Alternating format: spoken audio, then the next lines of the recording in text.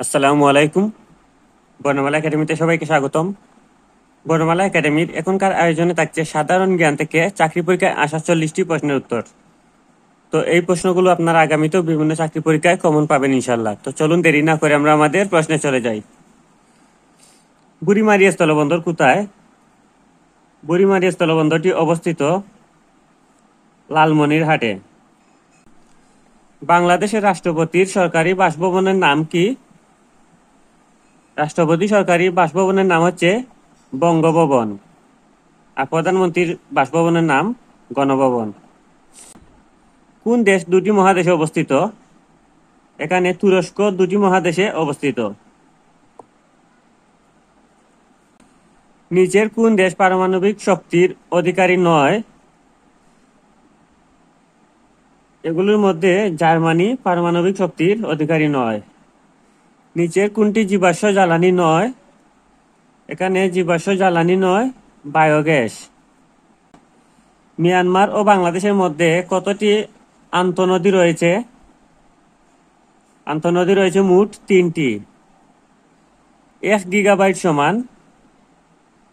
Gigabyte সমান হবে 10⁹9 byte. জাতীয় সংসদ অধিবেশন কে আহ্বান করেন? সংসদ অধিবেশন আহ্বান করেন রাষ্ট্রপতি। বঙ্গবন্ধু শেখ মুজিবুর রহমানকে কবে জাতির জনক ঘোষণা করা হয়? জাতির জনক ঘোষণা করা হয়েছিল 3 মার্চ 1971 সালে। রাজধানী শহর হিসেবে বায়ু দূষণে ঢাকার অবস্থান কততম? ঢাকার অবস্থান 2য়।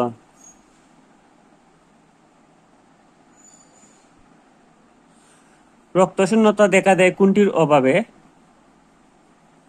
রক্তশূন্যতা দেখা দেয় আয়রনের অভাবে। বাংলার রাজধানী হিসেবে সোনারগাঁও এর পত্তন করেন কে?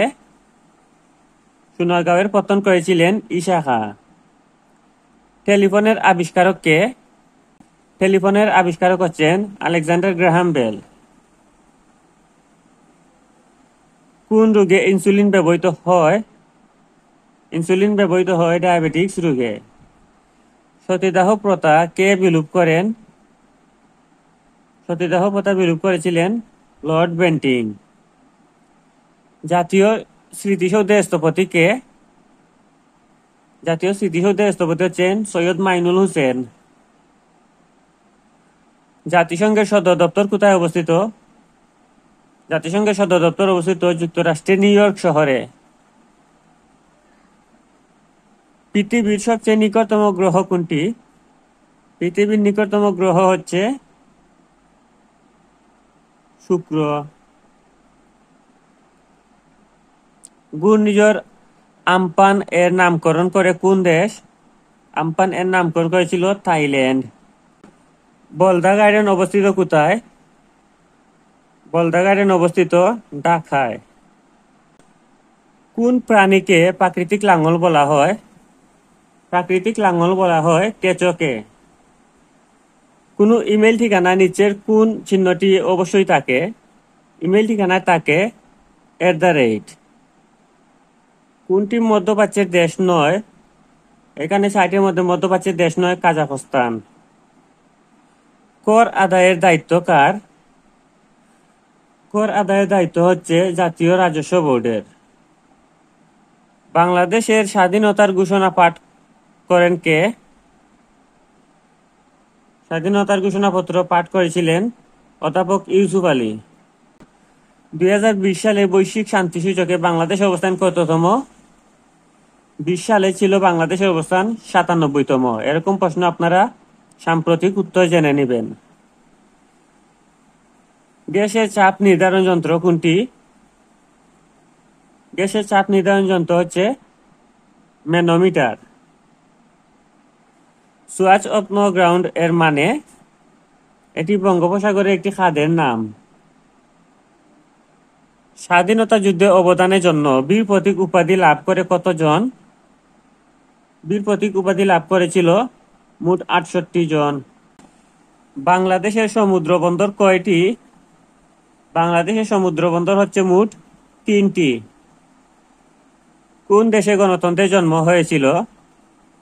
গণতন্ত্রের জন্ম হয়েছিল প্রাচীন গ্রিসে। গণপ্রজাতন্ত্রী বাংলাদেশ সরকারের সংবিধান কার্যকর হয় কবে? সংবিধান কার্যকর হয়েছিল 16 ডিসেম্বর 1972 সালে এবং এটি গৃহীত হয়েছিল 4 নভেম্বর 1972 সালে। খাসিয়া উপজাতি বাংলাদেশের কোন জেলায় বাস করে?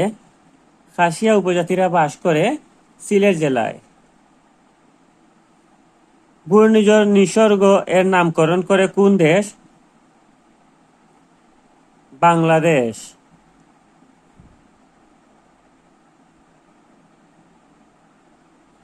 বাংলাদেশের একমাত্র পাহাড় বিশিষ্ট দ্বীপ কোনটি?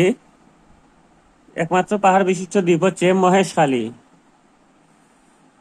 কোন প্রণালী এশিয়া মহাদেশকে ইউরোপ থেকে পৃথক করেছে? এশিয়াকে ইউরোপ থেকে পৃথক করেছে বসফরাস প্রণালী।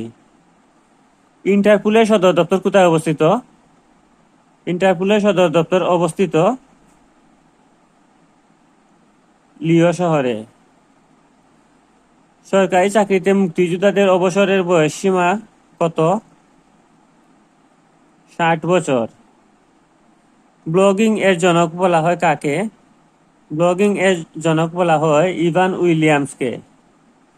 তো এই ছিল সাধারণ জ্ঞান থেকে চাকরি পরীক্ষায় আসার মতো গুরুত্বপূর্ণ 40টি প্রশ্নের উত্তর।